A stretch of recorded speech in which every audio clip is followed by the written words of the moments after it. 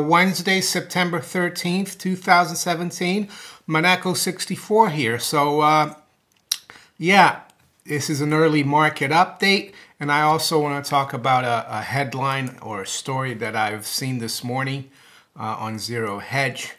Very interesting story, and it goes hand in hand with a video I made on the 6th of September entitled China Delivers Knockout Blow to Petrodollar, which I have to say has been one of my best videos in terms of interest. I've already had about 19,000 views on it, and it's strange because the only reason I did that video is that one of the viewers of my channel asked a question, asked me to talk about this subject, and that's why I did it. You never know how much interest you're going to get in your videos, and that's why it's good to listen to the viewers. But anyway, it's 8:45 a.m. London. Gold right now is at 1332, up 50 cents. Gold, I guess, got down to around 1323. I think yesterday that was the low. So we've rebounded quite well. Silver hasn't really been doing that much. Silver's held up fairly well, even when gold was going down. Right now we're at 1790, so basically unchanged. The range has been 1783 to 1803. The Dow is down 25 points at 22,092. S&P futures down 5 points at 2491.50. So really not much to write home about in terms of the stock market. Currencies. Well, the dollar is a little weaker against the yen. It's back below 110 yen. It's at 109.92, down 23 pips. The euro up 20 pips at 119.85. So the high's been 119.94, and the pound is continuing to strengthen a bit here. It's at 133.22, up 40 pips, or almost 1/3%. So one thing I've noticed, I think there's a little bit of management. You know, you look at the Bank of England website, they do have like a market, market department where they try to control or, like manage the value of the currency, the Bank of England note. I don't like to call it a pound because it's a pound of nothing, but it's a promissory note. And I think, they saw gold rallying very strongly last week to 1,034. They knew we were going to get really high inflation data yesterday, and I think there's been an effort to keep gold down in pounds. We're right around 1,000 right now, testing that level. They don't want the pound or the Bank of England note to be doing badly against gold, especially when you're getting inflation data. So anyway, apart from that, what else is going on? I want to talk about this headline, this story I saw, and it goes hand in hand with the story or the video I made about the knockout blow by China. And by that I don't really mean that the dollar's finished and is going to go out of fashion. It's not, because the reserve currency status is there, of course, but countries in the world, they don't hold 100% of their reserves in dollars. Global reserves, I think it's about 2/3 are in dollars. So so the dollar is the main reserve currency. So it doesn't mean that to say that if the yuan becomes more important, that the dollar still won't be important. But in relative terms, it's going to hurt the U.S. and a lot of the dollars are going to probably flow back into the U.S., creating inflation. That's how the U.S. has been able to run huge deficits, trade deficits, budget deficits, debt for the last 50, 60 years. It's because there's demand for the dollar, because it's the the major reserve currency, and every country has to use it, even if they don't deal with the US, but if they deal with other countries, they use the dollar. So I spoke in that video about the fact that the Shanghai Futures Exchange has a physical gold and physical silver contract which trades regularly. It's been trading there for a few years, and now they're the same exchange is developing like a kind of how can I say, a associate exchange, the Shanghai International Energy Futures Exchange, and it hasn't started trading the oil contract on that exchange. It's still in progress. You know, they've made a lot of consultations. I'll put a link to their website below in the description.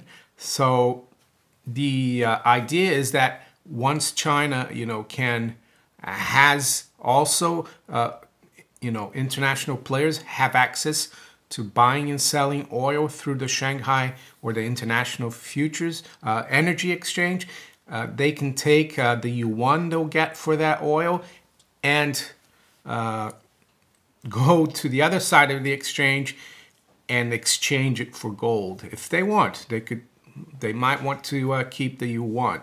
So basically indirectly linking oil to gold and the yuan.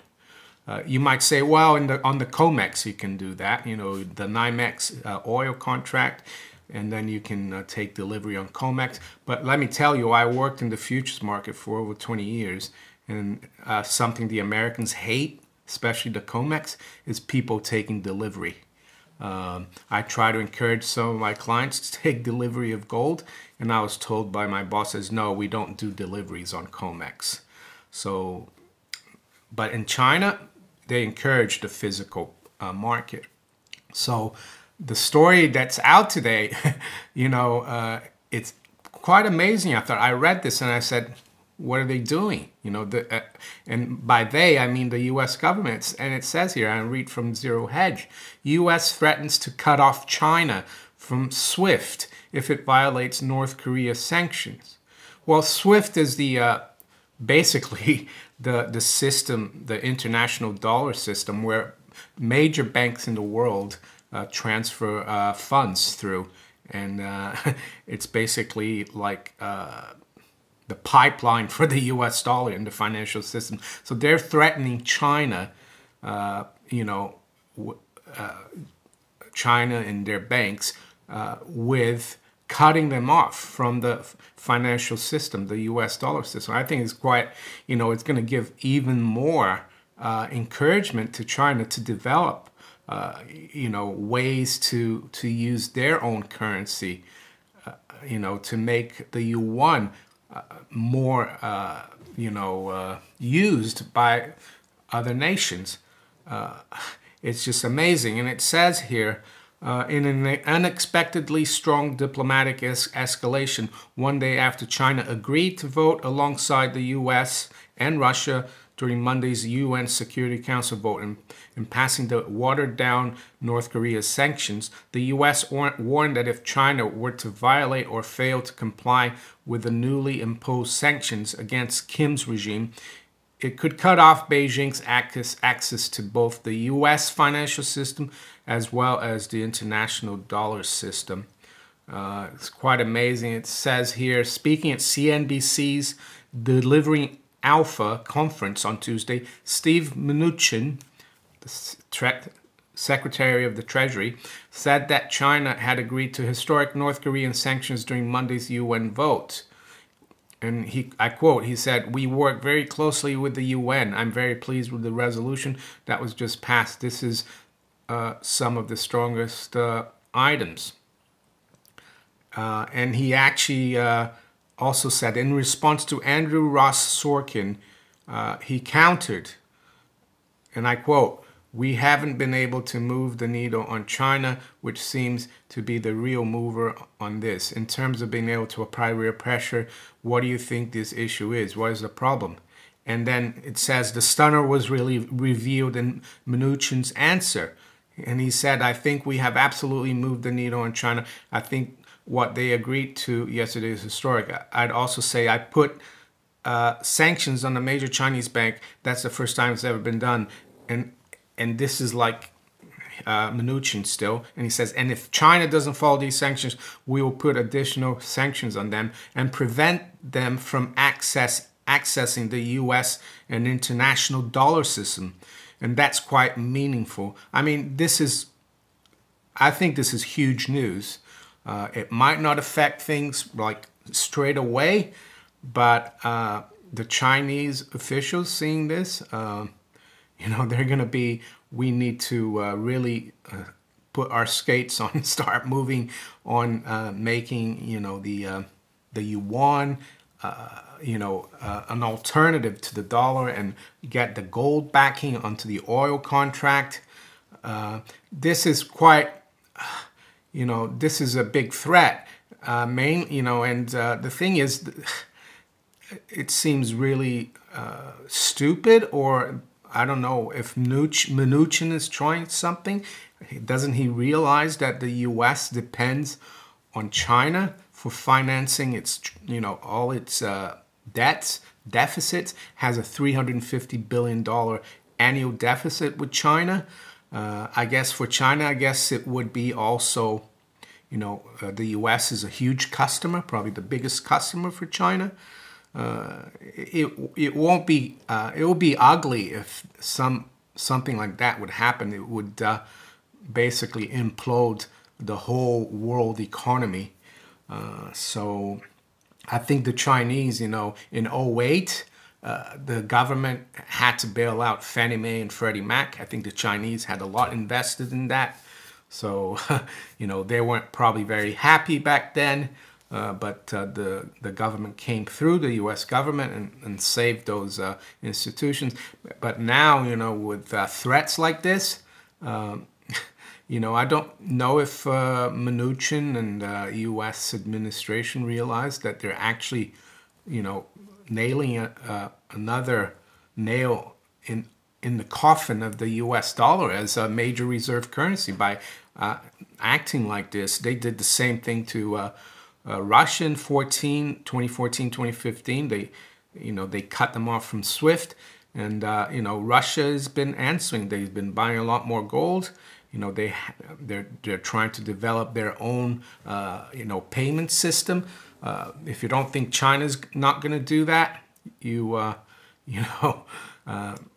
not really following what's going on. So if you enjoyed this video, please like, share it. And also subscribe to my channel if you haven't yet. You can also follow me on steemit.com and on Twitter. And I'll talk to you later. Bye.